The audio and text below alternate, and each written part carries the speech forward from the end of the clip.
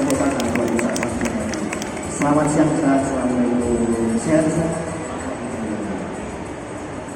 Yang kedua dari Ketua Takmir Masjid Al-Falah Sragen, yaitu Prof. Gelarnya Prof Kusnadi Ikhwani MM. Profnya ini bukan profesor, provokator. Provokator apa? MM ini itu marbot masjid. Provokator marbot masjid Ustadz Kusnadi Ikhwani. Beliau sekarang menjadi Ketua Takmir Masjid Al-Falah Sragen, alumni dari Sosial Ekonomi Pertanian Universitas Muhammadiyah Malang. Beliau juga aktif menulis dan menghasilkan beberapa karya, diantaranya tentang marketing langit, kemudian kuliner to bilioner, dan juga strategi memakmurkan masjid. Kepada Ustadz Prof Kusnadi Ikhwani waktu.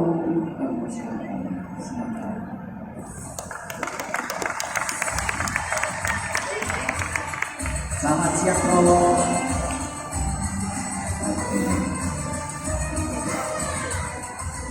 Yang selanjutnya dari Masjid Jogokarian, yaitu Ustadz Haidar Muhammad Tilmisani SPSI. Beliau merupakan Sekretaris Umum Takmir Masjid Jogokarian dan alumni Psikologi UGM. Kepada Ustadz Haidar Muhammad, kami persilakan untuk memasuki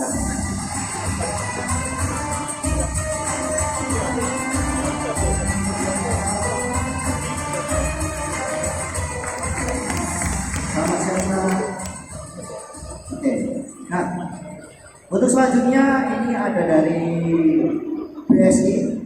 Untuk narasumber selanjutnya ada Bapak Ahsin Muhammad, Vice President Islamic Social Business Solution Islamic Ecosystem Group PT BSI. Beliau merupakan korjobnya mengelola kegiatan BSI dengan ormas Islam, asosiasi kemasjidan dan kepesantrenan serta zakat infak sedekah. Beliau termasuk alumni dari UIN Syarif Hidayatullah, S2 dari Universitas Indonesia dan University of Grenoble Alpes Prancis. Kepada Ustadz Ahsin Muhammad,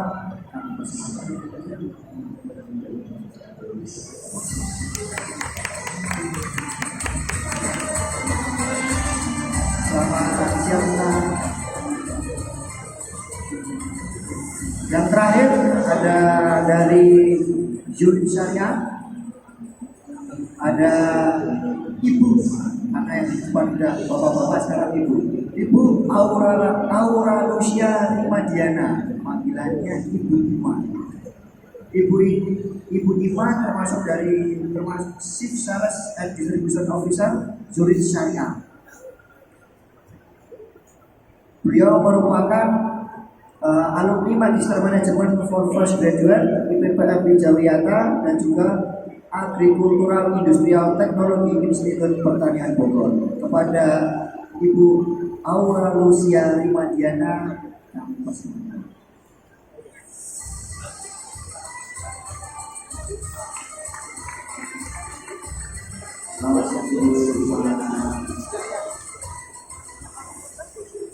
Nah, Bapak-bapak, ibu-ibu, sebelum kita mulai ke era sumber, sebelumnya nanti dari Juri Syariah sudah menyiapkan souvenir, 5 souvenir bagi penanya. Bebas, mau nanya ke penanya mana aja, nanti 5 penanya akan diberikan souvenir dari Juri Syariah.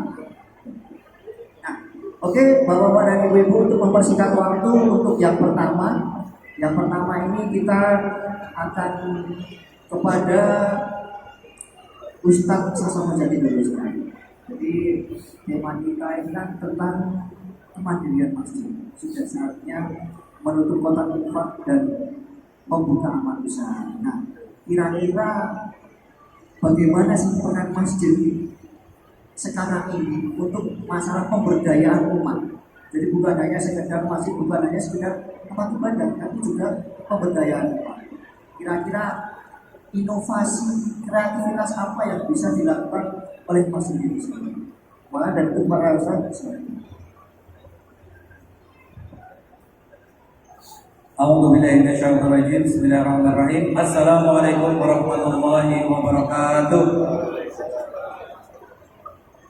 Sebelum saya lanjutkan dengan menjawab, kita lihat video berikut ini.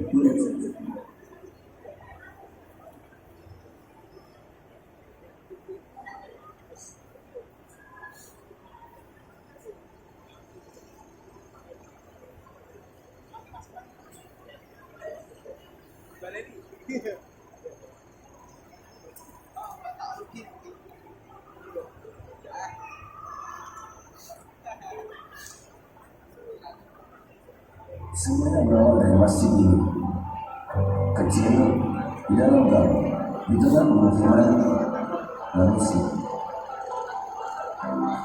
Berawal dari pergerakan anak muda yang selalu berusaha, dimulai dari hal yang paling dasar.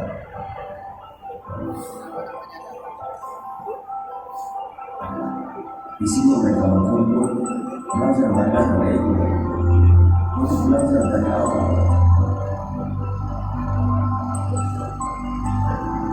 Tua, muda, yang berilmu, bahkan belajar yang banyak-banyak dari peperangan. Malahan pasti satu persatu kita berkondisi akan mencoba belajar masjid yang baru. Di sini akan dihadapi hari umat integrasi. Seluruh mereka yang berinovasi ternyata akan kembali sampai ke tempat tujuan.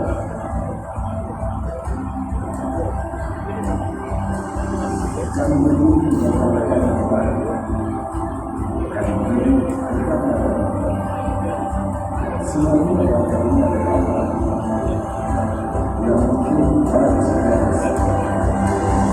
Semua ini berguna dan kasih. Jembatan sore bersiap melewati. Ada yang bilang sebagai fakta dirasa yang berkaitan baik al-Fatihah. Tempat yang mencerminkan bahwa Islam diciptakan sebagai manusia. Jawab kenapa kami ada di sini? Karena kami juga sangat isi ingin bertobat dan memperbaiki diri, bergerak, menggerakkan, dan bertumbuh bersama. Dan kami baru mulai. Ini yang di Pontianak. Sekarang yang di Jogja satu lagi.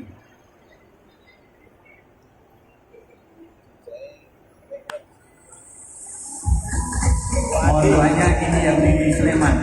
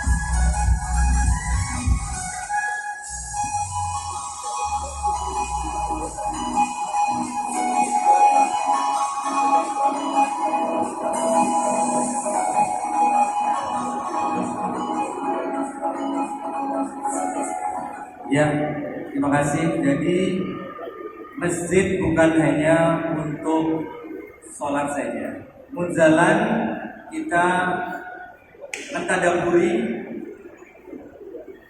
dari surat 9 surat Taubah ayat 18. Innama ya'muru masajidallah man amana billah wal yaumil akhir wa aqamus shalah wa ataz zakat wa lam yakhsha illallah fa asa ayakunu minal muhtadin. Jadi masjid itu punya 4 pilar. Yang pertama adalah Baitullah itu sendiri sebagai tempat sholat, Baitul Quran sebagai wahana pendidikan, Baitul Mal sebagai pengelolaan keuangannya, dan Baitul Muamalah sebagai amal usaha penopang masjid itu. Ini tadi ada beberapa tampilan yang Bapak Ibu bisa saksikan. Masjid Kapal Munzalan itu ada di Pontianak pusatnya, di kawasan 97% non muslim. Jadi muslimnya hanya 3%, tapi kita justru mewarnai 3% inilah yang selama ini justru setiap bulan kita support beras untuk warga, 2 pekan sekali kita bagi buah untuk warga, dan infrastruktur di sana yang bangun masjid, aspal, kemudian menyiapkan lokasi untuk parkir, itu justru dari masjid. Pemberdayaan yang masjid tidak cukup hanya dengan kotak infak. Makanya kenapa Pak judulnya keren tadi, ditutup kotak infaknya daripada kita hanya mengandalkan kotak infak dan selesai. Dan kotak infak yang dimaksud adalah Baitul Mal semestinya, kotak infak raksasa yang tidak hanya buka ketika masjid itu buka, tetapi mesti siap untuk menerima zakat infak wakaf setiap waktu. Dan alhamdulillah Masjid Kapal Munzalan ini ada cabang. Kita punya di 24 kota. Masjid punya cabang, artinya mempunyai manajemen yang sama untuk pemberdayaan yang sama di 24 cabang. Yang saat ini dari masjid kecil itulah kita juga mensupport 500.000 anak yatim dan penghafal Quran. Setiap bulannya kita berikan beras 800 ton setiap bulan, kita bagi untuk mereka. Nah, jadi masjid bukan hanya untuk tempat ibadah makhluk saja, tapi justru di sini umat kita coba bangkitkan. Kita punya pabrik roti, kita punya tadi di Jogja pertanian, peternakan, perikanan. Untuk apa? Untuk menopang kegiatan masjid. Alhamdulillah dari masjid kecil ini kita ada 600 santri menerima amanah yang menggerakkan masjid-masjid yang ada di 24 titik tadi. Jadi gitu Mas. Untuk pergerakannya ditopang memang harus dari amal usaha. Jadi dari infak produktif, dari wakaf produktif, itulah muncul pemberdayaan-pemberdayaan yang langsung bisa diaplikasikan. Munzalan memulai dengan hal yang kecil, yang simple, yang bisa dijalankan supaya nggak cuma jadi wacana. Karena banyak masjid-masjid yang semestinya sudah bisa bangkit, tetapi karena tidak diurus dengan serius, masjid yang diurus hanya dengan paruh waktu, paruh tenaga, paruh harta pula. Nah inilah yang akhirnya menjadikan masjid yang gak bangkit, ya begitu-begitu saja. Akhirnya justru saat ini kita melihat dan keprihatinan nih, ada Pak Kusnadi, Mas Haidar ini guru-guru saya tentang kemasjidan. Kita sama-sama prihatin, masjid justru didegradasi menjadi hanya tempat ibadah yang mengikuti, justru malah mengikuti agama lain. Apa itu? Hanya buka di jam-jam ibadah. Seperti hanya tempat ibadah yang lain, ada waktu-waktu tertentu bukanya. Nah ini masjid kok malah mengikuti mereka. Nah inilah semestinya masjid 24 jam siap menerima siapapun yang memang mau hidup dan juga mau berkembang dan meningkatkan kesadaran hidupnya di masjid. Itu Mas.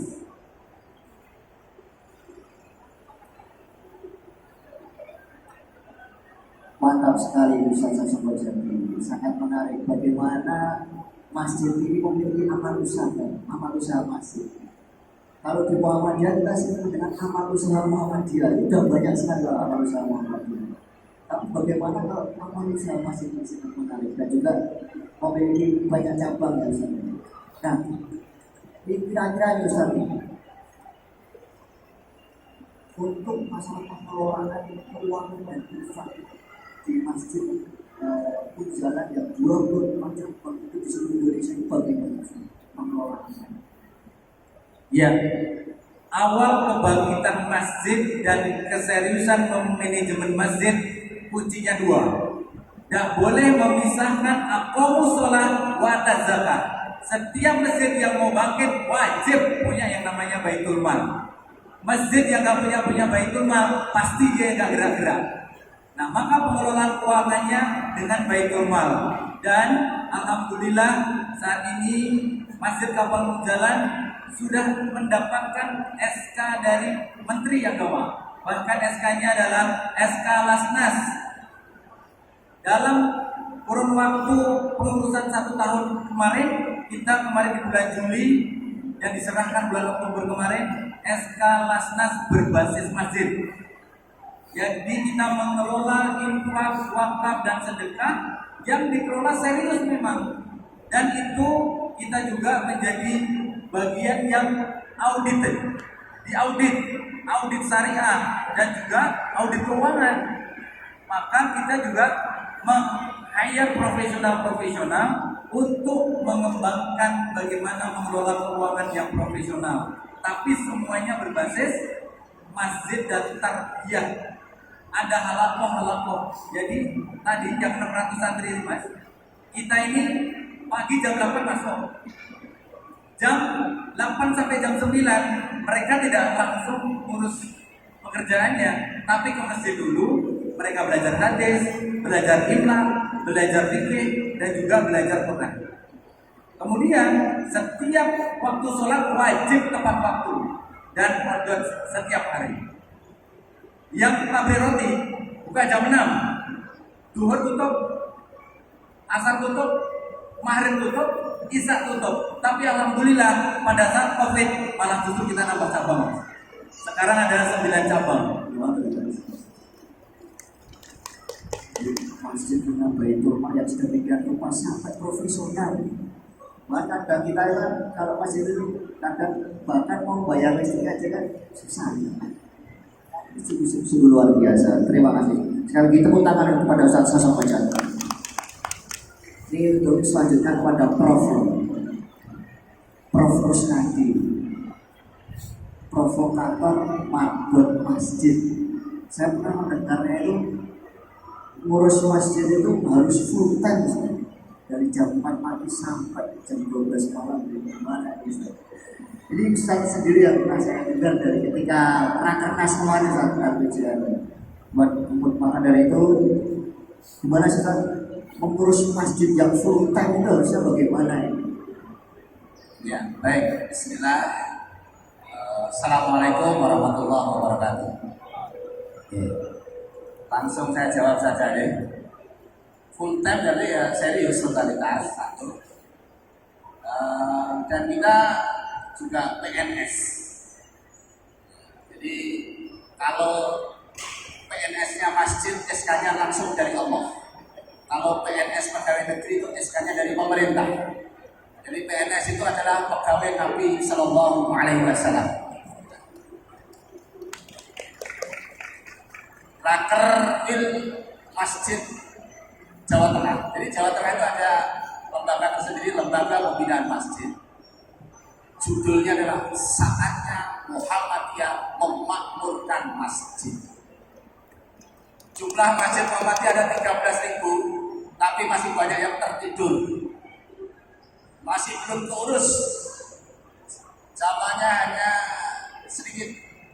Maka kemarin saya meruat takbir masjid di Masjid Raya Al-Falah dengan mengundang 35 kabupaten untuk hadir di Al-Falah, tidur di Al-Falah, sholat di Al-Falah, qiyamul di Al-Falah, makan di Al-Falah, pokoknya semua di masjid. Saya pengen mengembalikan fungsi masjid zaman Rasulullah. Jadi sebelum bagaimana ekonomi ini bangkit dari masjid, yang dibangunkan adalah takmir masjidnya. Tidak bisa tiba-tiba ekonomi akan hadir kalau masjidnya belum diurus dengan serius. Maka saat ini saya diamanai di PP Muhammadiyah sebagai LPT RPM dan LPM di Jawa Tengah menginstal masjid-masjid yang memang belum hidup. Saat ini menginstal Masjid At-Taqwa BWM sama Masjid Al-Jadid di Purwokerto. Saat ini satu masjid kita rekrut 5 orang. Dan di Yogyakarta sudah ada yang di Indonesia. Rekrutmen bayar profesional. Jadi kalau dosen nggak usah ngajar tapi full ngurus masjid, digaji sama rektorat. Nah, ini tinggal UAD, UMY. Bagaimana tantangannya untuk menginstal masjid-masjid yang belum bangkit ini. Nah, gitu ya. Jadi kalau berbicara ekonomi, takmirnya belum ngurus insentif, jangan harap ekonomi akan bangkit dari masjid. Jadi ini melompat terlalu jauh materi ini. Iya, saya bahas ekonomi, takmirnya nggak serius. Jadi yang terpenting masjidnya diurus dengan serius, baru ekonomi hadir dari masjid. Contoh, Al-Falah. Saat ini mungkin bisa diputar videonya. Ya. Ini diputar di Milan. Dia disaksikan oleh pimpinan Muhammadiyah seluruh Indonesia live di TV Muk ya. Sudah siap? Oh, bukan ini. Oh, operatornya sudah siap belum? Oke. Jadi peradaban dari masjid. Masjid sebagai pusat peradaban. Mengapa masjid? Karena masjid adalah startup peradaban Rasulullah Shallallahu Alaihi Wasallam. Organisasi Muhammadiyah yang kini memiliki ribuan amal usaha juga berawal dari Langgar Kidul Kauman Yogyakarta. Langgar Kidul yang kini masih berdiri kokoh menjadi bukti sejarah perjalanan panjang Muhammadiyah yang didirikan tanggal 18 November 1912 oleh Kiai Ahmad Dahlan. Muktamar yang ke-48 di Solo bersepakat untuk melakukan penambahan di bidang pembinaan masjid yang disatukan dengan bidang pengembangan cabang dan ranting. Keputusan ini dilakukan karena melihat banyaknya aset masjid yang dimiliki organisasi Muhammadiyah. Perlu dimaksimalkan pengelolaannya.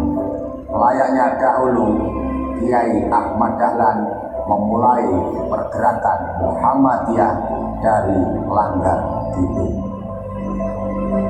Dengan demikian, Muhammadiyah berkomitmen untuk mengembangkan masjid unggulan di berbagai wilayah dan daerah di seluruh Indonesia, dimulai dengan 7 masjid percontohan. Gerakan ini dimulai pada hari ini dari Masjid At-Taqwa Semarang, Masjid Muhajirin Belitung, Masjid Darul Arqam Gorontalo, Masjid Subul Salam NTB, Masjid Al-Jannah Sumatera Selatan, Masjid Al-Jihad Bengkulu, dan Masjid At-Taqwa Madura. Dengan itu diperlukan tekad dan komitmen bersama untuk membentuk Masjid Muhammadiyah yang unggul, makmur, dan memakmurkan, sehingga keberadaan masjid bisa lebih berdampak untuk masyarakat luas, karena peradaban itu bermula dari masjid.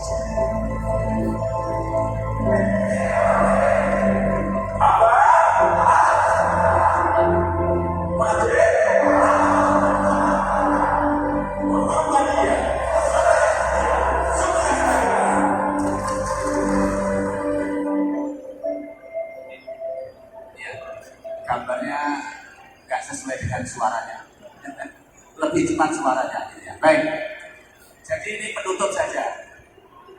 Jadi Muhammadiyah sekarang memiliki ribuan amal usaha itu bermula dari Langgar Kidul yang didirikan Kiai Haji Ahmad Dahlan, yaitu di Kauman, yang saat ini menjadi bukti sejarah. Dari Langgar Kidul itu hadir ribuan kaum. Maka saatnya Muhammadiyah menghidupkan kembali, mengoptimalkan kembali masjid-masjid yang saat ini belum diurus dengan serius. Maka kalau masjid seperti katakan Mas Jati tadi, kalau serius nanti amal usaha akan hidup seperti amal usaha Muhammadiyah yang lainnya, seperti sekolah perguruan tinggi dari PAUD sampai perguruan tinggi, seperti rumah sakit. Insya Allah masjid jumlahnya kurang lebih 13.000, insya Allah akan menjadi cikal bakal, dan insya Allah akan menjadi umat ini bangkit dari masjid. Dan saya berharap Presiden tahun 2024 akan menginstruksikan kepada gubernur, bupati, wali kota, suatu saat seluruh umat Islam diperintahkan untuk menjalankan sholat 5 waktu di masjid. Amin. Sesuai dengan gelarnya provokator, sangat memprovokasi kita bagaimana memberdayakan masjid itu sesuai dengan slogannya LPCRPM sekarang. Rantai penting, cabang berkembang, masjid makmur memakmurkan, Muhammadiyah sukses dunia, sukses akhirat. Satu pertanyaan lagi, Bang. Ini masih itu Prof. Kusnadi.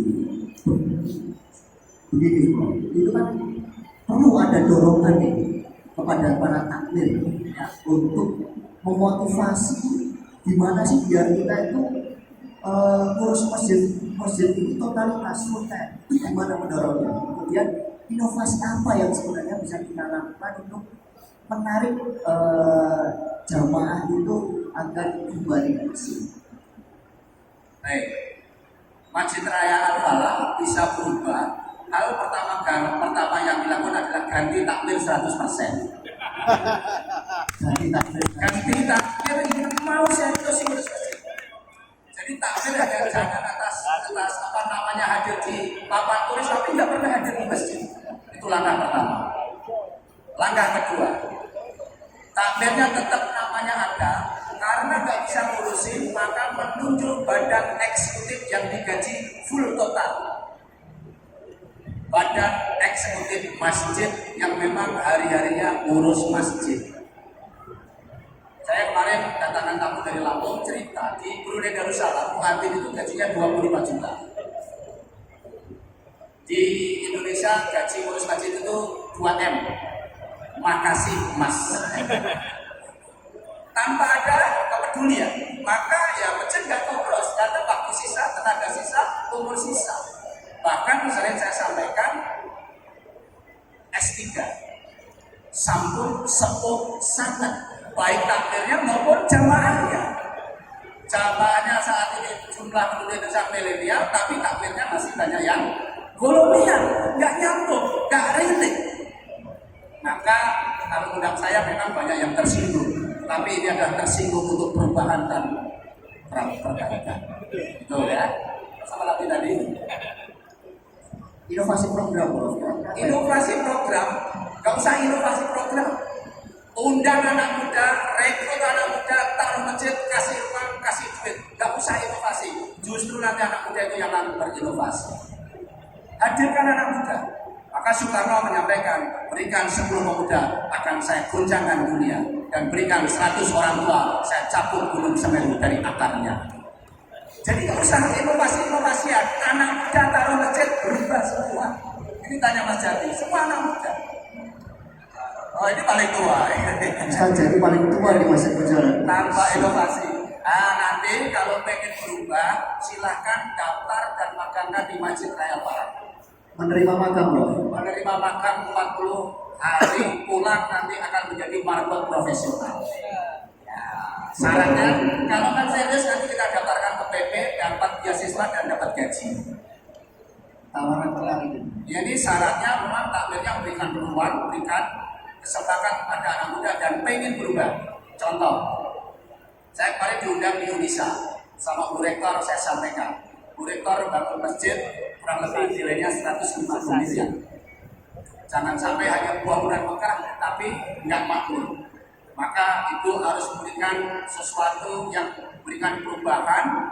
Bagaimana menjadi religius dengan serius. Sekarang religius 7 orang dan sekarang akan diapa.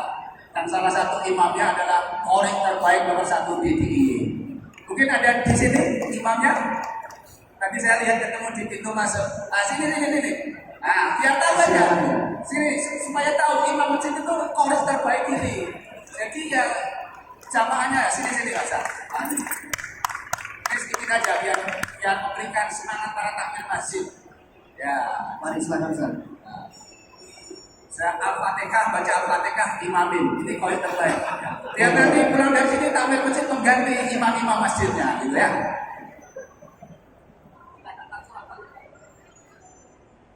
Alhamdulillahi Rabbil Alamin Ar-Rahmanir Rahim Maliki Yawmiddin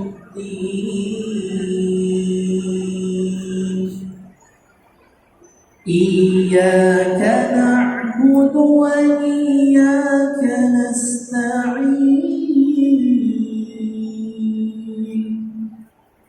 Ihdinas siratal mustaqim Siratal ladzina an'amta 'alaihim ghairil maghdubi 'alaihim waladdallin.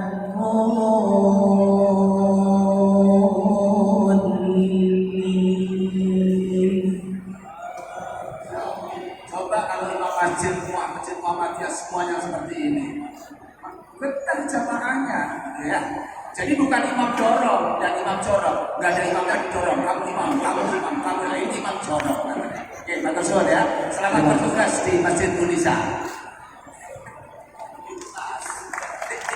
Ini sudah tidak diragukan lagi profnya, ini benar-benar provokator langsung. Kayaknya kuncinya satu itu bro, rombak total takmir masjid. Karena saya pernah tinggal di masjid itu 3 tahun. Takmirnya tua-tua, nggak pernah rapat. Susah. Anak muda usulannya nggak pernah diterima. Akhirnya mutung dewe. Maka beri ruang untuk anak muda dan pasti anak muda itu bisa untuk berinovasi. Terima kasih Prof. Yang selanjutnya dari Masjid Jogokaryan sudah tidak diragukan lagi bagaimana kiprahnya Masjid Jogokaryan untuk pemberdayaan umat bahkan sudah sampai internasional. Maka itu kepada Ustadz Haidar, Sekretaris Umum Takmir Masjid Jogokaryan, saya pesan. Gak ada pertanyaannya Mas. Yang lain ditanya saya cuma dipersilahkan ini. Monggo langsung sama. Oke, jadi bingung mau ngomong apa tuh Mas? Ya, karena tadi sudah diprovokasi sama Andinya provokasi ya. Andinya bikin singkatan juga Pak. Terus Nadi ini banyak banget singkatan. Saya nggak hafal namanya. Mungkin yang menjadi perlu disampaikan mungkin ini ya, kalau Jogokaryan itu kan kita masjid kampung Mas. Jadi mungkin hal yang menarik begitu adalah itu menunjukkan bahwa masjid mana aja itu bisa. Kalau kemudian benar-benar mau serius dikelola, insya Allah bisa maju. Kadang-kadang takmir itu dari awal sudah nggak yakin dulu, ya, sudah merasa opo ya iso gitu, seperti itu gitu. Lihat contoh-contoh yang sudah berkembang gitu ya. Tetapi di Jogokaryan kita melihat begitu ya, bagaimana pendahulu-pendahulu kita begitu mengusahakan agar masjid itu bisa dikelola dengan baik. Itu menjadi hal yang kemudian meyakinkan kita bahwa kalau kita berusaha itu insya Allah Allah akan kasih jalannya. berkaitan dengan ekonomi ya, karena supaya sesuai dengan judulnya ya. Kalau bahas pergantian takbir nanti agak susah ya. Meskipun memang butuh perubahan ya Pak ya, yang baik gitu. Kalau dari segi ekonomi saja secara khusus di Jogokarian itu juga mengalami perkembangan yang sifatnya dari kecil, dari nol gitu, tidak dimulai dari punya uang yang langsung banyak. Kadang-kadang takmir-takmir masjid itu kalau ditanya masjidnya kenapa nggak ada kegiatan, itu biasanya jawabannya adalah karena nggak ada dana. Biasanya ngomongnya begitu. Tetapi kadang-kadang kalau kita pikir ya, kita balik, itu bisa jadi sebetulnya yang terjadi itu kebalikannya. Yang terjadi itu masjid itu tidak ada dana itu karena tidak ada kegiatan. Jadi orang itu mempercayakan ya dana ya, agar kemudian itu dikelola dan menjadi manfaat, itu dia akan melihat apakah masjid kita itu memang biasa mengelola dana itu menjadi kemanfaatan. Karena kebiasaan yang kurang baik yang terjadi di masjid-masjid kita di Indonesia ini masih ada kebiasaan untuk menumpuk-numpuk dana. Jadi ada dana infak itu ditumpuk saja menjadi saldo di rekening di bank, tetapi tidak dikelola. Padahal amanahnya bagi seorang pengurus masjid itu tidak hanya mengumpulkan dananya, tapi bagaimana dana itu bisa dikelola agar menjadi kemanfaatan. Nah, di Jogokarian kita memulai dari kecil begitu ya, dari dana infak yang bahkan itu bukan hanya saldo nol tetapi minus begitu ya, defisit gitu. Tetapi dengan semangat pengorbanan gitu para takmirnya ini ya kemudian memulai untuk melakukan sesuatu. Dulu yang dilakukan secara tahap itu kita prosesnya awalnya dari keadaan masjid yang infaknya itu minus ya. Tahun 2003 itu ketika dihitung pengeluaran masjid itu selama setahun itu 43.200.000 ya. Jadi listrik, air, kebutuhan untuk khotib, kebersihan dan lain-lain itu setahun keluar 43.200.000. Sementara infak Jumat itu kalau ditotal selama setahun waktu itu hanya dapat 8.600.000. Jadi ada dana 20-an juta yang itu harus ditomboki. Jadi ada orang-orang yang menjadi ujung tombok, bukan hanya ujung tombak tapi ujung tombok dari masjid. Nah kemudian waktu itu apa yang dipikirkan? Berarti yang perlu dilakukan adalah meningkatkan kesadaran berinfak. Itu tahap pertama. Ketika masjid belum punya modal untuk bisa membuat amal usaha, atau kalau di Jawa Barat kita nyebutnya badan usaha milik masjid BUMM, itu kita meningkatkan kesadaran berinfak dulu. Dari yang awalnya dulu orang berinfak itu karena gak enak ya, biasanya takmir masjid itu datang ke rumah ya, ketuk pintu, kemudian ngasih proposal, Pak minta sumbangan untuk kegiatan masjid, itu orang akan menyumbang dalam keadaan dia itu terpaksa, gak enak gitu. Diubah menjadi masjid itu memberi pelayanan ya. Kemudian masyarakat itu ditingkatkan kesadaran berinfak ya. Maka waktu itu diadakan gerakan jamaah mandiri, gerakan untuk mengajak jamaah itu ikut memikirkan masjid sehingga mereka punya kesadaran berinfak. Dari situ meningkat kesadaran berinfaknya, bisa menutup kebutuhan, sampai kemudian akhirnya dikembangkan. Tidak hanya jamaah mandiri, sekarang targetnya adalah masjid mandiri. Waktu tahun 2010 masjid itu mengembangkan, ada kita bikin Islamic Center di samping Masjid Jogokarian itu gedungnya. Itu di lantai 3 kita jadikan penginapan. Jadi di lantai 3 kita bikin penginapan 11 kamar. Itu kemudian disewakan ya menjadi badan usaha milik masjid. Itu bisa digunakan untuk kemudian menutup kebutuhan operasional masjid, listrik, air, honor kebersihan, kafalah untuk ustadz, untuk imam, itu bisa diambilkan dari situ. Sehingga infak masjid itu semuanya bisa digunakan untuk pelayanan kepada jamaah, untuk bantuan ya, untuk program gitu. sehingga masjid ini bisa memakmurkan jamaah. Yang terjadi sekarang, infak masjid itu kebanyakan habis untuk membiayai bangunan. Padahal yang harus lebih banyak dipikir itu bukan bangunannya tetapi manusianya. Sebagaimana kita melihat Rasulullah SAW itu ya, masjid beliau itu ya masjid terbaik sepanjang masa. Takmir masjid terbaik itu ya Rasulullah SAW. Sementara masjid beliau itu bentuknya sangat sederhana ya, bangunannya, tetapi bisa membangun manusia-manusia yang terbaik. Mungkin itu dulu Mas, nanti bisa dipertajam lagi. Oke, terima kasih Mas. Nah, ini saya lanjutkan pertanyaan. Alhamdulillah. Ini tentang program-program di Masjid Jumbo Karang itu kayaknya sangat menarik ya, sehingga banyak orang tertarik dan belajar ke sana. Nah, itu gimana sih mendorong kreativitas dan inovasi untuk memunculkan ide-ide yang kreatif? Ya, jadi sama mirip ya sama Pak Kus tadi juga, kita harus melibatkan generasi muda juga untuk ikut berinovasi. Tapi yang perlu dipikirkan di situ adalah kepemimpinan takmir itu harus berani untuk mengambil resiko.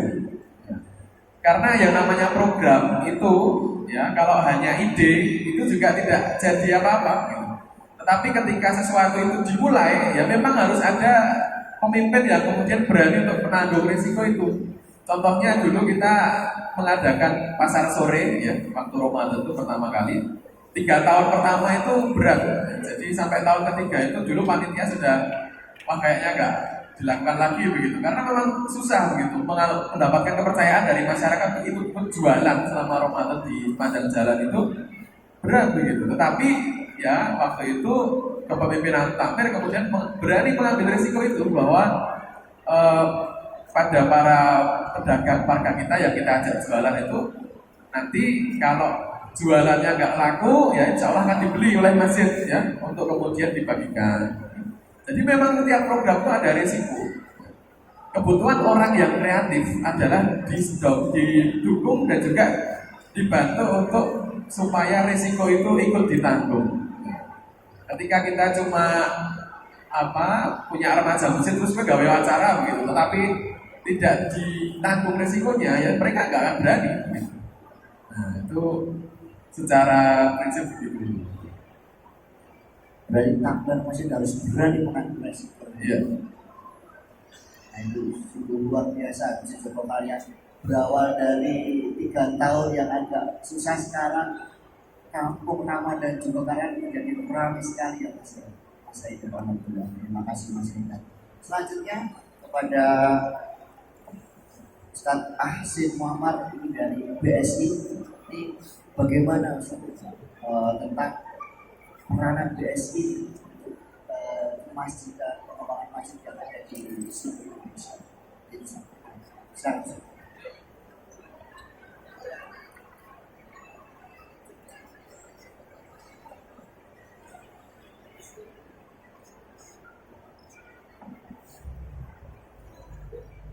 Baik, Bismillahirrahmanirrahim. Yang kami hormati para narasumber, guru-guru kita yang sangat luar biasa, Pak Prof, kemudian yang sangat provokatif gitu ya. Kemudian dari Jogokarian, tadi subuh saya dari sana Pak. Kemudian dari Mas Kapal Munzalan dari Pontianak, alhamdulillah selamat atas diterimanya izin Baitul Malnya. Kemudian juga para Bapak Ibu sekalian, para peserta, ada teman-teman dari PCM, dari PDM, dari AU, juga teman-teman BSI, ada Pak Suma, sahabat kami. Assalamualaikum warahmatullahi wabarakatuh.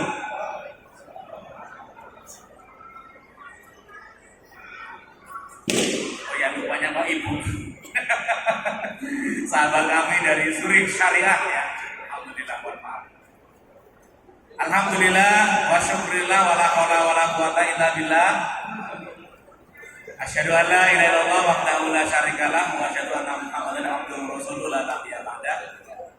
Mohon izin, suatu kehormatan bagi kami dari BSI bisa membersamai Bapak Ibu sekalian, dalam diskusi yang luar biasa. Kata Allah, Allah tuh suka sama orang yang diskusi. Fabashir ibad alladzina yastami'una al-qaul wa yattabi'una ahsanah. Jadi Allah suka sama orang yang suka bertukar pikiran. Karena kemudian ulaikal ladzina hadahumullah, mereka itu akan diberikan petunjuk karena mau mengikuti yang terbaik di antaranya. Nah, tadi kita sudah mendengarkan yang disampaikan oleh guru-guru kita dari para takmir legend gitu ya. Nah, sekarang izin menyampaikan apa yang bisa BSI lakukan.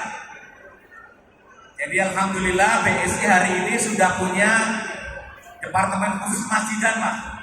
Itu yang pertama. Dan saya diamanati, Pak. Jadi namanya Departemen Masjid Siswa Pesantren. Memang sangat fokus gitu. Teman-teman boleh tayangkan materinya langsung saja di halaman komitmen BSI untuk ekosistem masjid. Materi saya tadi boleh ditayangkan teman-teman. Operator boleh.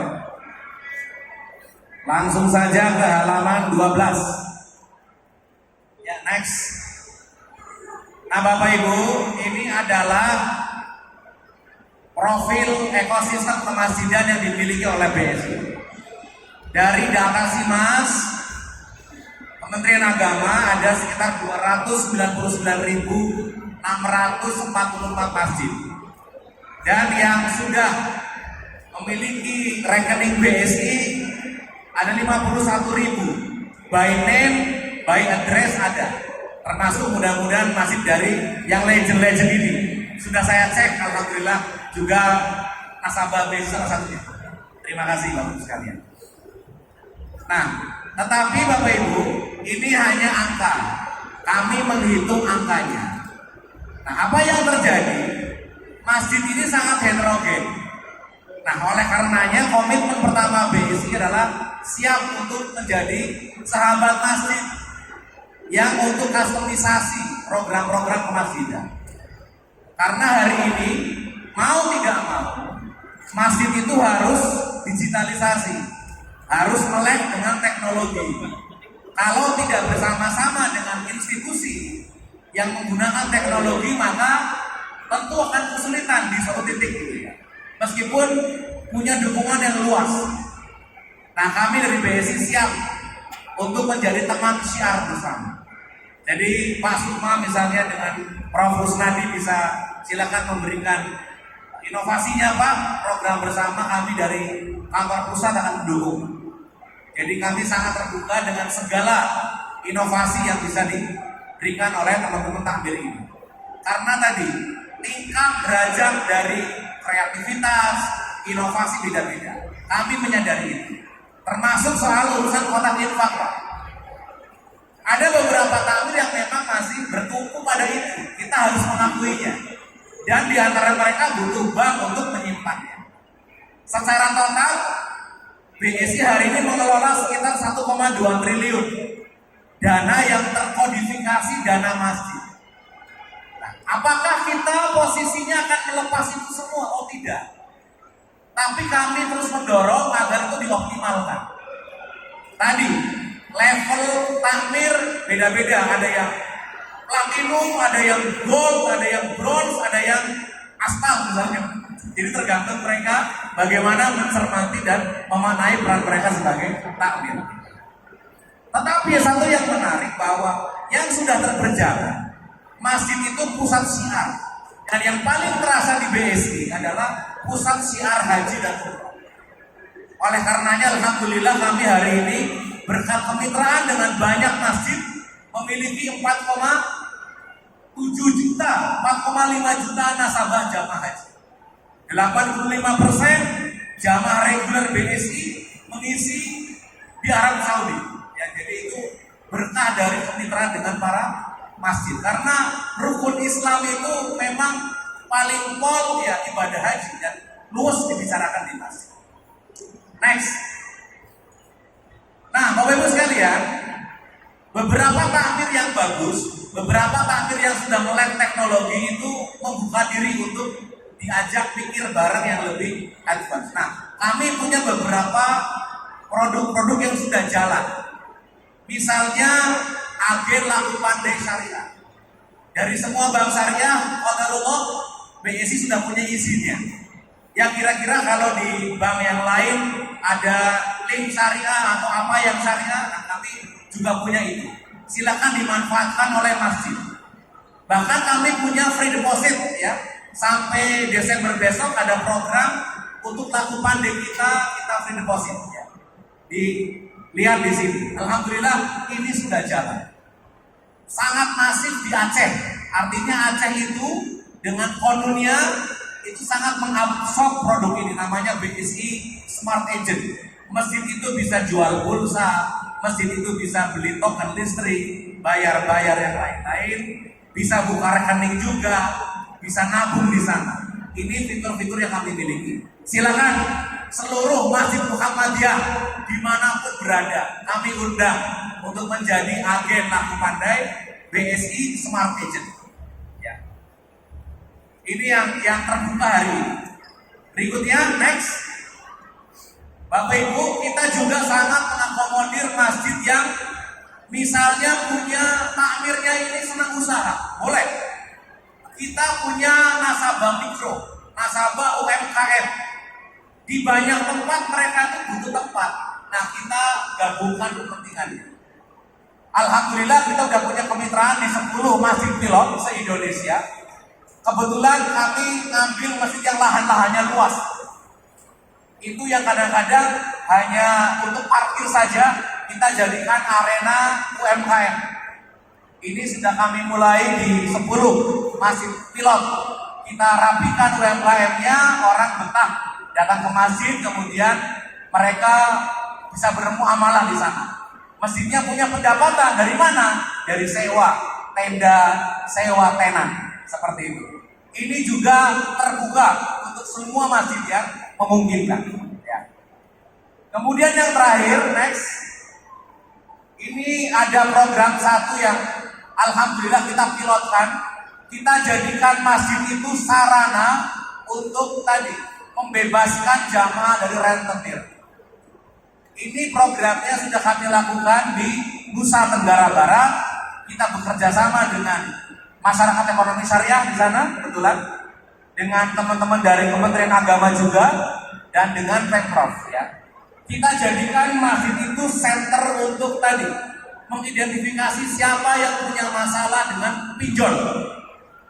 Nanti dapatnya apa? Dapatnya kord murni. Nah, di mana peran bank?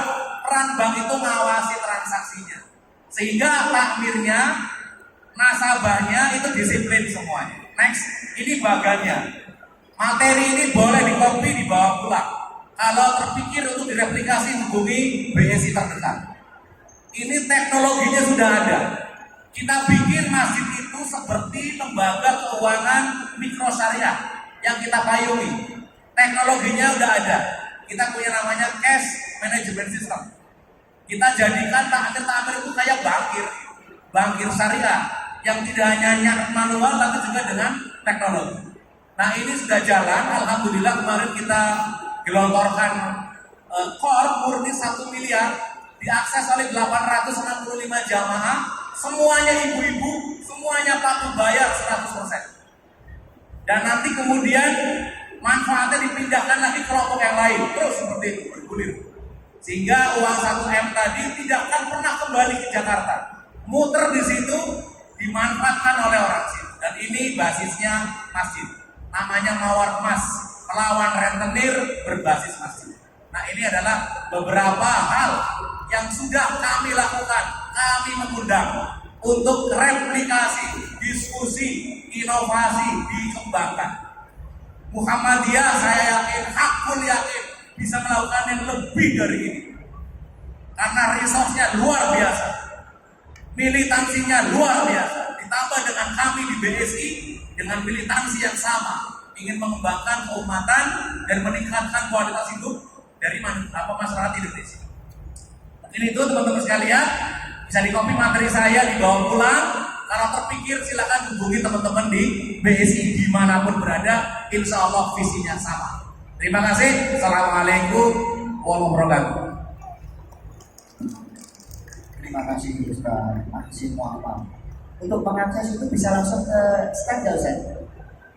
Untuk mengakses semua tadi bisa langsung ke stand. Bapak-bapak dari ibu-ibu yang tertarik dengan program yang ditawarkan oleh BSI tadi tentang kemasjidan dan mawar emas tadi bisa langsung ke booth-nya BSI.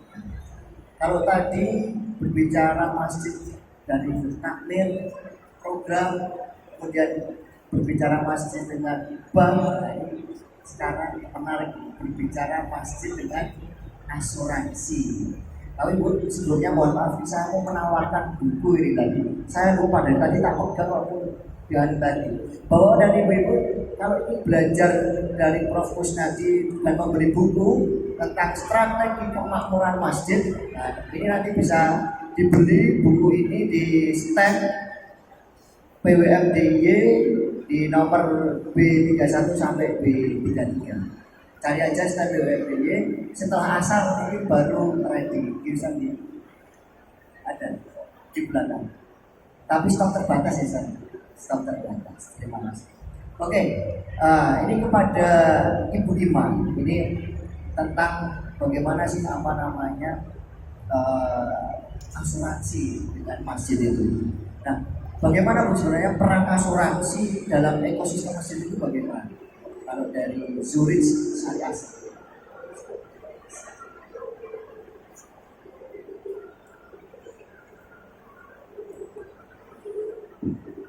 Terima kasih Mas Siti. Assalamualaikum warahmatullahi wabarakatuh. Mungkin boleh ditayangkan slide kami Pak, slide halaman pertama. Jadi menarik sekali dan saya sangat terinspirasi dengan bapak-bapak ustadz dari 3 masjid yang luar biasa yang tadi bercerita. Ditambah lagi dikuatkan dengan cerita dari BSI yang sudah memiliki ekosistem untuk membantu masjid. Nah, di dalam ekosistem seperti yang tadi diceritakan oleh BSI, sebenarnya tadi dari Jawa Karsan berkali-kali menyebutkan bahwa membina ekonomi masjid pun ada risiko yang harus dihadapi oleh takmir, yang risiko itu memang bisa dihadapi, bisa ditinggalkan ataupun tidak. Nah, di mana peran asuransi di dalam ekosistem tersebut? Banyak sebenarnya perannya, tapi yang pertama, yang paling utama di dalam peran asuransi itu adalah proses risk management atau manajemen risiko.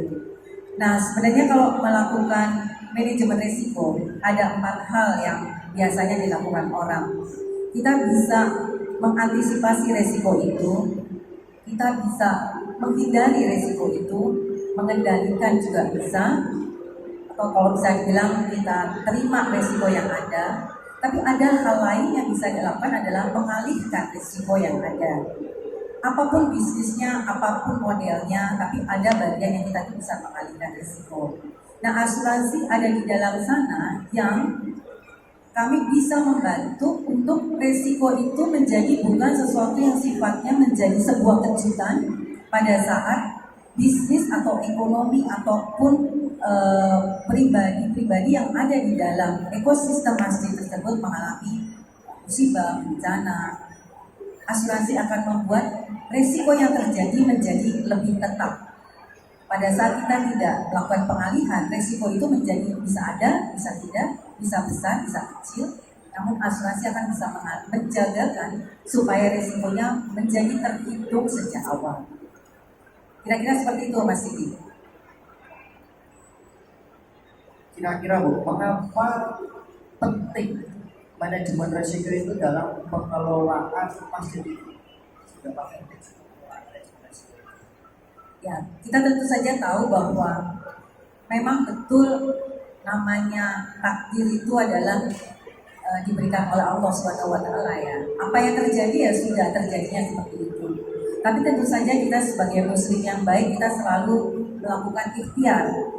Nah, mengalihkan risiko itu adalah bagian dari ikhtiar. Bagian dari ikhtiar kita, konsepnya sebenarnya kalau mau disederhanakan bisa dilihat di layar presentasi kami bahwa kami dari Studi Syariah akan menerima pengelolaan risiko dari masjid-masjid utama yang berbasis ekonomi, yang memiliki usaha, dan termasuk juga bangunan masjid itu sendiri. Lalu jika kemudian bencana atau musibah terjadi, Zuri Syariah yang akan mengcover risiko tersebut sesuai dengan perjanjian yang akad yang sudah dilakukan sebelumnya, sehingga kemudian masjid bisa dibangun kembali, ekonomi bisa dibangun kembali tanpa harus meraise fund, melakukan pengumpulan kembali, sehingga dana yang dikumpulkan baru bisa digunakan untuk hal yang lain, tapi tidak digunakan untuk membangun masjid kembali ataupun melakukan bisnis, menjalankan bisnis yang sebelumnya mengalami masalah. Kira-kira gitu masih. Berarti penting juga Bu, masjid itu sekarang sudah diasuransikan. Kurang lebih seperti itu. Tidak hanya masjidnya, tapi juga bisnis yang berkait dengan masjid tersebut. Karena kan banyak orang-orang yang makan ya dari bisnis tersebut, sehingga kita harus mengelola risiko. Aset dan apa usahanya masjid bisa diasuransikan. Betul sekali. Nah, maka dari itu Bu, kira-kira apa yang ditawarkan oleh Zuri Syariah dalam pengelolaan resiko yang ada di ekosistem masjid ini? Nah, kami memang sebenarnya banyak sekali produk yang berkait baik itu dengan masjid, berkait dengan masyarakat dan warga di sekitar masjid. Tapi kami punya satu program unik di sini yang kita sebut menjadi Bareng Jadi Lebih Melindungi Masjid. Karena kan kita, kalau tadi kan 3 masjid yang ada di sini luar biasa, sudah memiliki badan usaha. Dananya sudah ada untuk mengelola masjid tersebut. Dan jika kemudian menyisihkan dana tersebut sebagian untuk mengalihkan risiko, halnya menjadi lebih mudah ke depan. Tapi masih banyak lagi masjid, tadi ada 299.000 masjid, kata Pak Asri tadi. Nah, dari hal tersebut, banyak masjid yang kemudian tidak memiliki dana untuk melakukan proses operasionalnya, termasuk melakukan proses pemindahan risiko. Dengan Bareng Jadi Lebih Melindungi Masjid, kami mengajak warga sekitar, kami juga mengajak pewakaf untuk memberikan infak itu tidak hanya dalam bentuk dana yang kemudian diberikan kepada masjid dan selesai, tetapi dana tersebut digunakan untuk membeli asuransi, membeli perlindungan asuransi yang kemudian asuransi itu pun berbasis syariah dari Zuri Syariah, sehingga kemudian Zuri Syariah akan melindungi masjid dan juga pengurus masjid, sehingga jika bencana terjadi, pembayaran dari pembangunan masjid ataupun pengurus masjid yang mengalami musibah itu tidak datang dari dana masjid, tetapi dana dari pengalihan risiko yang sudah dilakukan. Jadi dananya tidak harus masjid yang membayar, tapi bisa dari warga sekitar, para pewakaf yang kemudian dialihkan menjadi bentuknya pembayaran asuransi dari Zuri Syariah. Oke, terima kasih. Berarti penting ini ketika sekarang masjid ini harus kita asuransikan biar ada yang cover dana. Kalau ada hal yang tidak kita inginkan ya Bu ya. Nah, ini Bu yang ini pertanyaan terakhir ya. Kenapa sih kita harus bergabung di dalam program Bareng Jadi Lebih Melindungi Masjid ini? Apa yang bisa benefit yang kita dapat dari masjid ini? Masjid kan seperti kita ketahui ya bahwa orang Islam ini diharapkan untuk saling tolong menolong, saling peduli. Nah, Bareng Jadi Lebih Melindungi Masjid sebenarnya mengisi hal tersebut. Dengan Bareng Jadi Lebih Melindungi Masjid, kita sebagai muslim, kita akan lebih peduli kepada sekitar, lebih peduli kepada masjid tempat kita beribadah, pada orang-orang yang mengurus masjid tersebut. Selain itu jelas, karena prinsip dari asuransi syariah, kita itu bukan menjual asuransi, tapi yang kita lakukan itu adalah mengumpulkan premi asuransi dari para peserta asuransi. Perusahaan asuransi hanya sebagai pengelola. Dana tersebut terkumpul dalam dana tabarun yang merupakan kumpulan dari dana peserta untuk saling tolong menolong antara peserta asuransi. Konsep ta'awun yang muncul di sana itu yang kedua. Yang ketiga tentu saja prinsipnya syariah. Karena prinsipnya syariah ya kembali kepada masyarakat secara syariah. Dan tentu saja tidak kalah penting adalah membuat para pengurus masjid lebih tenang, Kan kalau resikonya dialihkan, nggak dadakan, jadinya lebih tenang. Selain itu juga cepat mengembalikan fungsi masjid karena tidak perlu harus menerus kembali. Itu kira-kira Mas Ijin. Terima kasih Ibu Ima, pemaparan yang sangat menarik terkait asuransi masjid. Mungkin kalau ada masjid yang tertarik untuk mengasuransikan bisa langsung ke Bu Juri.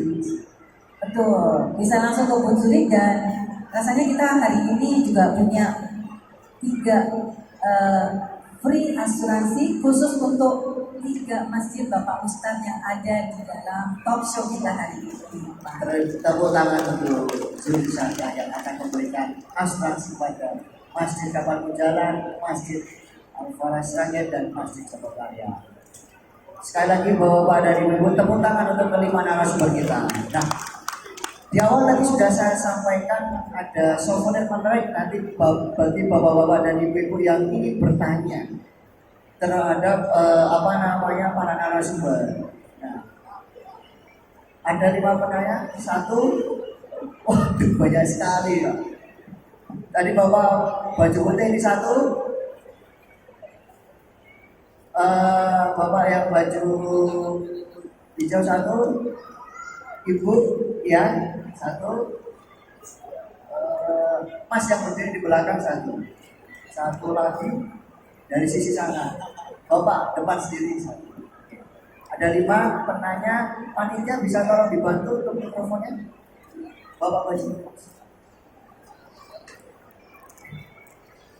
Silakan perkenalkan dari mana atau dari masjid mana, bapak. Assalamualaikum warahmatullahi wabarakatuh. Perkenalan, saya Pak Mulyana dari Tegalrejo, Yogyakarta. Menarik sekali apa yang disampaikan oleh kelima narasumber tadi. Namun kami lebih menarik kalau dari materi kelima narasumber tadi dimasukkan ke grup, dimasukkan di grup supaya lebih jelas dan supaya tahu betul lebih dekat dengan nomor HP-nya, kelima nama sumber dan isi materi apa yang disampaikan tadi, supaya lebih bisa cepat diaplikasikan di dalam masjid-masjid kita, baik itu akidahnya, ibadahnya, dan ekonominya berbahasa masjid itu cepat diaplikasikan ke dalam masjid-masjid di masyarakat. Terima kasih. Assalamualaikum warahmatullahi wabarakatuh. Selanjutnya yang belakang, Mas. Belakang.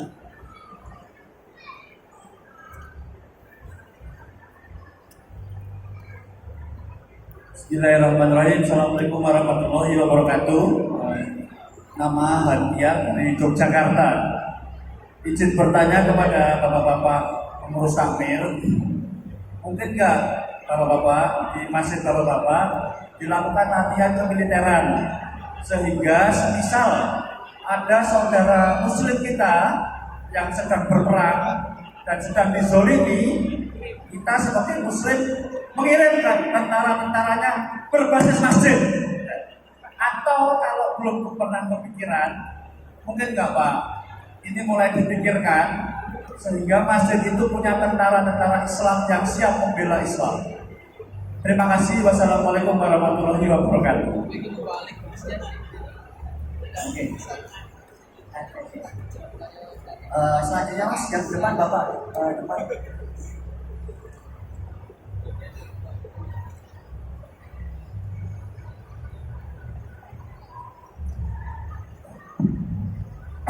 Bismillahirrahmanirrahim.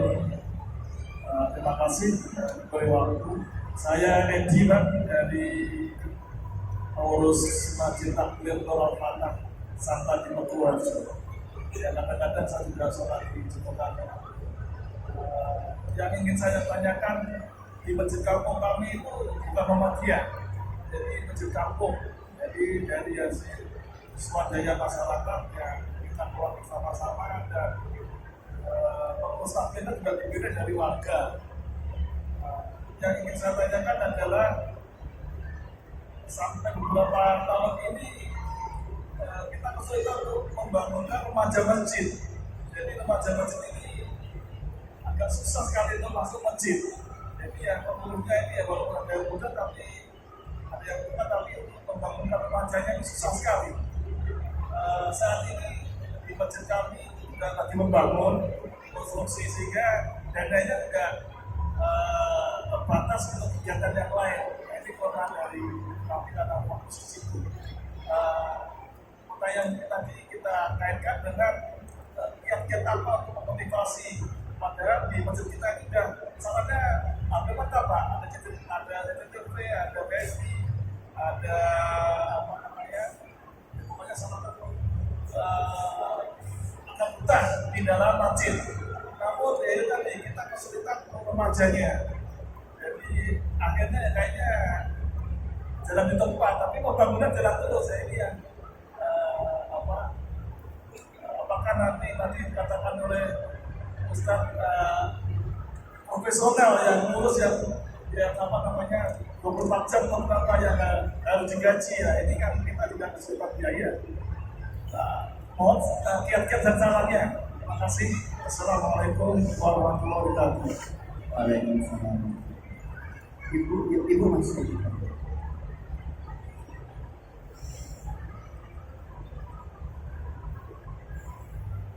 Bismillahirrahmanirrahim. Assalamualaikum warahmatullahi wabarakatuh. Untuk pertanyaannya ada 3. Yang pertama mewakili semua bapak-bapak takmir. Saya melihat sebagai perempuan dan seorang ibu, di semua masjid itu belum ramah terhadap perempuan dan ibu. Padahal di semua mall kita lihat sudah ada satu sarana ya di mall itu untuk menyusui, kemudian bahkan mengganti popok buat balita gitu. Karena apa? Kalau memang perempuan itu tidak diwajibkan di masjid, tapi anak-anak laki-laki kita itu wajib ke masjid.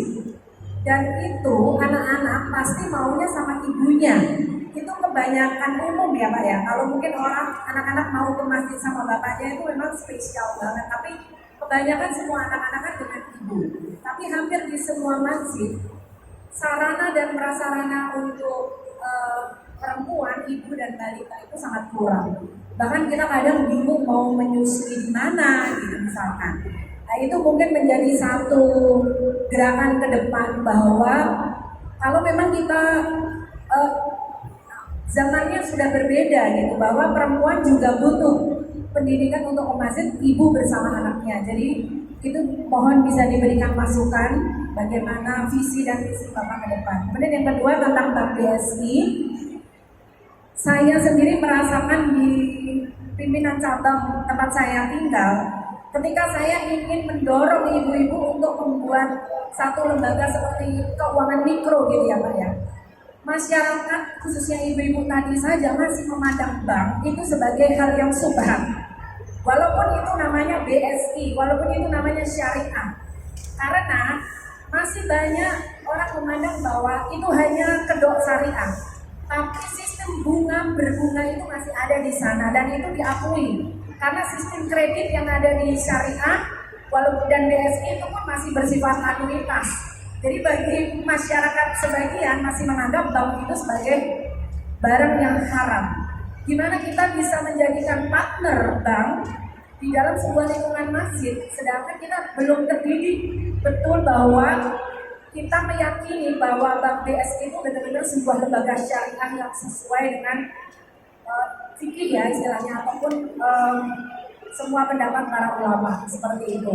Kemudian yang ketiga tentang asuransi, saya lebih bingung lagi gitu kalau bagaimana bisa dikaitkan masih dengan asuransi. Karena apa?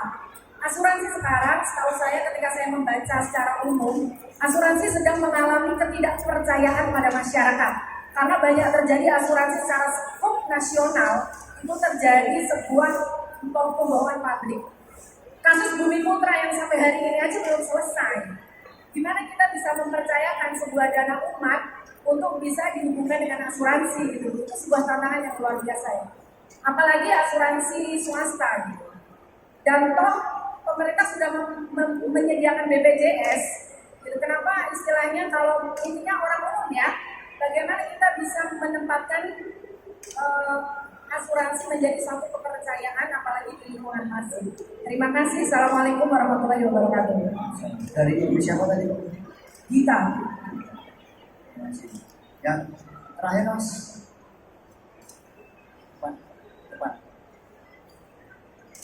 Assalamualaikum warahmatullahi wabarakatuh. Perkenalkan, nama saya Nasirun, Wakil Ketua PDN Sleman yang membidangi LPCL dan pembinaan masjid.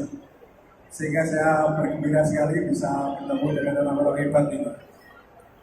Yang pertama, sesuai dengan program wilayah bahwa tiap Kapanewon, tiap cabang itu nanti dimohon ada satu masjid unggulan.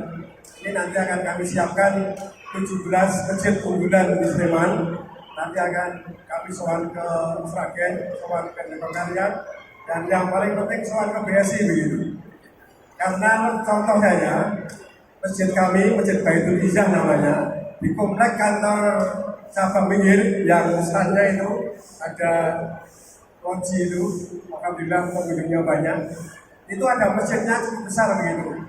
Dan kami mimpi bisa melebihi Sragen begitu. Mimpi bisa melebihi Jogokarian begitu. Karena halamannya luas, ada tokonya, dekat dengan lapangan olahraga, artinya memungkinkan begitu. Dan selama ini kami konvensional banget mengumpulkan uang itu. Hanya konvensional saja, alhamdulillah ya bisa segera lah dibanding 7 tahun yang lalu begitu. Sehingga kami bermimpi apabila ada sentuhan dari pihak perbankan begitu akan lebih hebat lagi. Karena saya percaya dana dari umat itu luar biasa. Apalagi kalau takmirnya pimpinannya itu amanah, itu penak banget begitu. Tanpa dengan hutang bank pun kami itu hutang banyak sekali bisa nyertan semua begitu. Ini kan karena kepercayaan masyarakat begitu. Apalagi kalau ada sentuhan dari bank. Untuk itu tadi dari BSI menawarkan beberapa peluang itu bagaimana syaratnya untuk kami nanti terutama Masjid Baitul Izzah di pinggir Sleman Yogyakarta lebih meningkat lagi, insya Allah 17 masjid di Kabupaten Sleman akan kita buat masjid-masjid unggulan seperti harapannya dari BWM maupun dari PP begitu. Syukur nanti Sleman juga bisa membuat satu masjid yang lebih besar begitu. Sekarang sedang mencari tanah untuk membuat kantor PGR begitu. Ya sekali lagi kami mohonkan pencerahan dari BSI terutama bagaimana kami dari takmir masjid yang selama ini masih ada yaitu Masjid Baitul Izzah di pinggir Sleman bisa mengambil peluang dari BSI itu sehingga kegiatan masyarakat yang selama ini konvensional bisa disandingkan dengan manajemen masjid sehingga bisa dimaksimalkan. Saya kira itu. Terima kasih. Assalamualaikum warahmatullahi wabarakatuh. Terima kasih sudah 5 penanya. Ini Bapak Ibu narasumber sudah ada 5 penanya dan semua ada yang bertanya tentang koridornya masing-masing. Untuk itu siapa dahulu yang mau menjawab? Mas Jari. Nah untuk menjawab pertanyaan ini sudah mungkin hanya 5 menit. Setiap materi berapa? Ini tadi ada yang bertanya tentang masalah pemiliteran di dalam masjid, kemudian bagaimana membangun remaja masjid, dan juga tadi ada suara perempuan, Ustaz, tentang bagaimana fasilitas-fasilitas perempuan biar terakomodir di masjid. Silakan, Ustaz. Alhamdulillah, Alhamdulillah.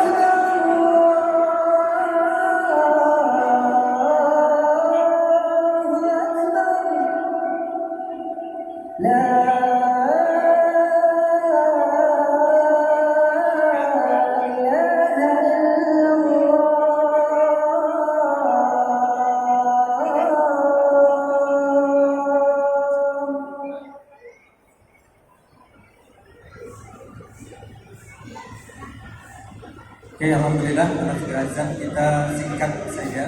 Jadi kalau untuk tadi bagaimana masjid bisa menyiapkan pasukan? Munzalah ini berbasis pasukan.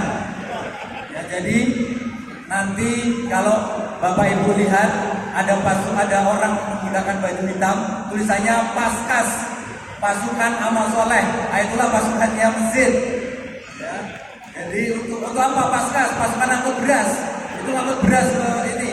Diajak perang ya, itulah berani mati takut lapar. Ya. Itu kita sudah berbasis pasukan. Kemudian yang tadi yang ibu yang terkait dengan anak-anak. Nah, inilah kita juga mempropori untuk masjid itu punya daycare bahkan. Kita punya daycare, kita punya namanya perpustakaan untuk anak-anak yang ibunya ngaji di masjid. Ya, jadi kita memang siapkan apalagi tempat untuk kegiatan kewanitaan. Insya Allah itu di setiap masjid jalan ada. Kemudian tadi yang terkait dengan bagaimana yang terakhir untuk memulai menggerakkan yang sini dulu ya tadi ya. Nah, membangunkan remaja masjid. Nah, kalau ini kalau ditanyakan mau jalan bingung saya. Karena saya justru cari orang tua Pak di jalan ini nggak ada orang tua. Karena kita 600 orang yang itu full day, full time, itu semuanya remaja. Saya paling tua Pak. Justru nggak ada yang tua. Maka kuncinya program dulu, baru nanti akan muncul anak-anak itu merapat. Maka seperti yang Prof tadi sampaikan dulu, mindset pengurus masjidnya dirubah dulu, barulah nanti pasti remaja akan hadir. Kemudian yang terakhir yang dari mana pikir ya tadi ya, untuk OBS ya. Oke, jadi itu yang dari Muzalan, bagaimana untuk membangkitkan masjid untuk remajanya. Nah, orang tuanya dulu yang memang harus berubah dulu. Nanti remajanya pasti ikut. Itu. Baik, lanjut. Siapalah untuk pelatihan tapak suci dan Pancasila siap tempur melawan penjajah. Tapak suci latihannya akan kita undang pihak Palang sama pemuda Muhammadiyah. Yang kedua, anak muda mau ke masjid kasih resep nangki. Masjid ada wifi, masjid siapkan konsumsi, kasih tempat kopi. Kalau sering-sering masjid kasih ajak rekreasi. Kalau maghrib isya di masjid kasih gaji. Kalau sudah ada balik carikan istri dan suami. Anak muda mau ke masjid. Kalau sudah ijab kabul, masjid siapkan rumah. Pasti mau ke masjid. Nah, ini yang dilakukan Al-Falah. Wifi, konsumsi, kopi, rekreasi, gaji, istri dan suami. Bulan sama kemarin saya bantu 4 orang. Mas Lutfi, Mas Probo, Mas Niko, Mas Suci. Januari ini saya nikah mantu 5 orang. Jadi takmir masjid harus siap mantu marbot masjid. Insya Allah anak muda mau ke masjid, kasih pekerjaan dan kasih gaji, insya Allah akan rajin ke masjid. Itu. Lengkap. Oh, bisa beda. Ya tadi kalau untuk materi bisa diakses di website masjid ya atau di Instagram. Kemudian yang tentang dari Pak Andian sama ya, insya Allah kita juga terus melatih fisik kita gitu, supaya bisa kuat gitu. Tapi kalau kita belajar dari Palestina itu modal utama mereka itu kan Al-Quran Pak Andian. Jadi kita tidak boleh melupakan ya bagaimana kita mengajak diri kita sendiri, adik-adik kita semuanya untuk kembali pada Al-Quran supaya jiwanya itu menjadi jiwa yang hanya takut pada Allah Subhanahu wa Ta'ala. Kemudian remaja masjid. Nah ini mungkin kalau di kampung mungkin kan situasinya agak berbeda ya Pak ya. Tapi prinsipnya itu memang masjid harus berusaha hadir, ya. Hadir untuk kemudian ikut memikirkan permasalahan mereka. Nah, seperti tadi yang dikatakan Pak Kus tadi kan sebetulnya intinya itu masjid hadir untuk menyelesaikan permasalahan mereka. Permasalahan mereka itu tadi ya, paling besar itu ya masalah karir dan masalah persiapan menuju ke jenjang yang selanjutnya pernikahan. Itu jadi perlu dipikirkan bagaimana masjid tidak hanya ngundang ikut pengajian, tetapi bisa mendampingi mereka dalam proses mereka itu bertumbuh untuk menjadi orang dewasa yang bertanggung jawab. Nah, kemudian selanjutnya masjid itu harus mengubah kebiasaan yang biasanya remaja itu cuma disuruh-suruh ya, tetapi diubah untuk mereka itu jadi yang punya ide, mereka itu jadi diberdayakan supaya mereka itu bisa berkreasi. Hanya di masjid-masjid itu anak muda itu kalau datang ya paling cuma disuruh ngangkut snack ya, atau kemudian nyuci piring begitu. Nah kadang-kadang itu makanya anak muda itu malas gitu di masjid karena mereka merasa tidak bisa mengembangkan dirinya di sana. Dia akan milih tempat yang lain. Nah itu semua butuh kesabaran. Nah, proses yang selanjutnya yang sering dilupakan adalah kita di masjid harus ada rantai kaderisasi Pak. Jadi kita dari kecil kan biasanya ada TPA ya. Kemudian nanti tambah besar itu kadang-kadang pas SMP itu mereka terus nggak ke masjid lagi. Nah, jadi mereka SD ke masjid, tapi pas SMP lulus SD sudah nggak ikro lagi itu masjid nggak ngurusi lagi. Nah itu rugi sekali masjid. Kita sudah ngajar ngaji 6 tahun, setelah itu malah dibiarin hilang. Nah masjid harus mulai pikirkan dari usia ini didampingi ya agar mereka bisa berkembang sehingga sampai nanti dia tetap ke masjid. Jangan sampai hilang dari masjid. Kalau udah hilang dari masjid, ngajaknya lagi itu agak lebih susah karena dia sudah punya ikatan di tempat yang lain. Mas, udah ya? Terima kasih. Selanjutnya dari BSI, sepertinya ada 2 pertanyaan dari saya tentang kepercayaan masyarakat. Baik, makasih Ibu yang bertanya ya. Hari ini ada 19 juta nasabah Bank Syariah Bu. Alhamdulillah ya, dengan segala belum sempurnaannya kami terus maju. Nanti kalau soal fikih ada ulama kami lah yang membackup gitu ya. Kalau kami ini insya Allah sifatnya mengenalkan bahwa kemudian ada beberapa miskomunikasi dalam penyampaian teman-teman kami bisa jadi ya, yang bagaimana belum tepatnya menerangkan persentase, belum tepatnya menerangkan tentang sistem angsuran, itu kadang-kadang ya menjadi faktor pengurang gitu ya, kepercayaan dari publik. Nah itu menjadi masukan kami. Tapi yang jelas bahwa khususnya BSI setiap 6 bulan itu diaudit oleh Dewan Syariah Nasional, diaudit oleh OJK, diaudit oleh BPK. Itu kalau sampai ada kesalahan syariah yang fundamental pasti akan digulung gitu. Tapi alhamdulillah tidak ada sesuatu yang fatal ya terjadi pelanggaran syariah di BSI sehingga alhamdulillah masih beroperasi. Adapun tadi soal komunikasi yang keliru kami akan perbaiki. Dan tugas kita bersama, Muhammadiyah adalah entitas yang sungguh-sungguh luwes, sungguh-sungguh sudah pada tempatnya kalau memang bersama-sama dengan insan keuangan syariah. Karena callingnya, panggilannya umat Islam ya di mana lagi ya kalau bukan di sistem keuangan syariah. Itu saya kira menjadi tugas kita bersama. Yang belum kenal, mari kita kenalan, gitu ya. Yang belum merasakan, mari kita rasakan. Memang perlu waktu, karena teman-teman juga di perbankan konvensional perlu 100 tahun sampai mengakar di masyarakat. Kita sama-sama sabar. Jadi insya Allah untuk BSI siap untuk selalu fasabiqul khairat, ya, kita berdakwah dengan santun, dengan pelan-pelan, ya. Insya Allah kita akan sama-sama mencapai maslahat. Mungkin itu sih dari saya. Silakan Ibu. Asuransi tadi. Terima kasih untuk yang asuransi. Mungkin nyambung aja dari BSI tadi, bahwa komunikasi yang terjadi atau pembelajaran yang ada itu memang belum sempurna. Bahkan kalau saya tambahkan, bank jauh lebih dikenal oleh masyarakat. Tapi asuransi bisa dibilang literasi yang terjadi atau pembelajaran pada masyarakat apa itu asuransi, bagaimana berasuransi, dan sebenarnya asuransi itu ada apa saja dan seperti apa harus kita memilih asuransi, itu persentasenya sangat rendah. Bahkan untuk yang asuransi syariah masih 3% masyarakat Indonesia yang memahami. Jadi wajar apa yang tadi disampaikan oleh Ibu. Tetapi bisa dibilang satu hal aja sederhana yang tadi saya sampaikan, bahwa ada BPJS dan BPJS itu bagian dari asuransi.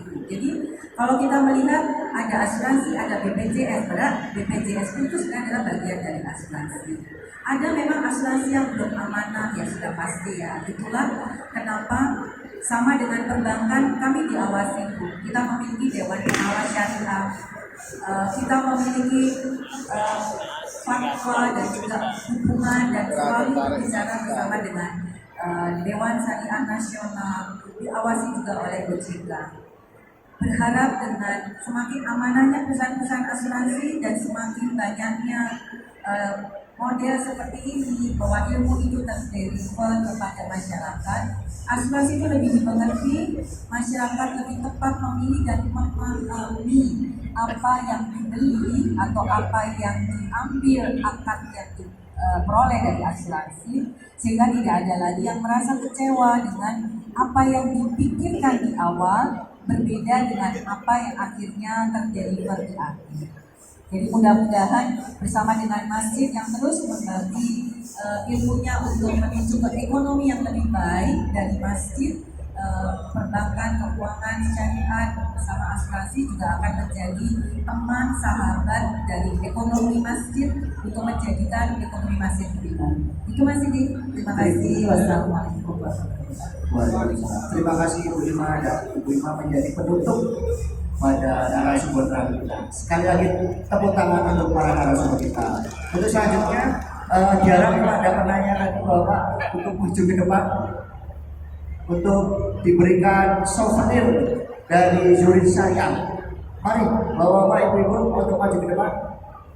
Yang bertanya tadi, silakan Mas yang di belakang, Bapak, Pak Nasirun, Ibu. Ada sedikit. Bapak tadi yang satu sudah. Oke. Ada bingkisan dan juga voucher belanja di stand MGA. Bingkisan dari Zurich Syariah. Oh.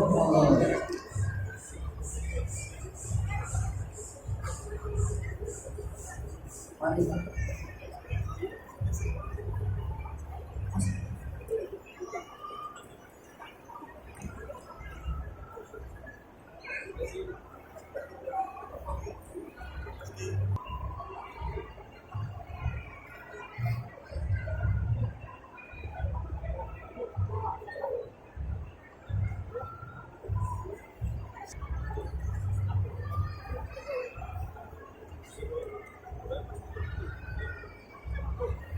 Kemudian untuk Masjid Al-Falah Sragen.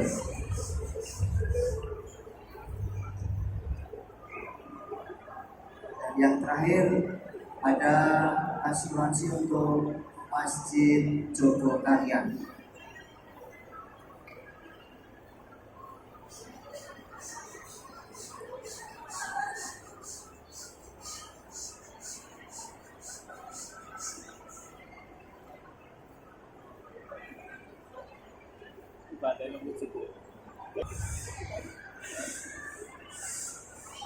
Saya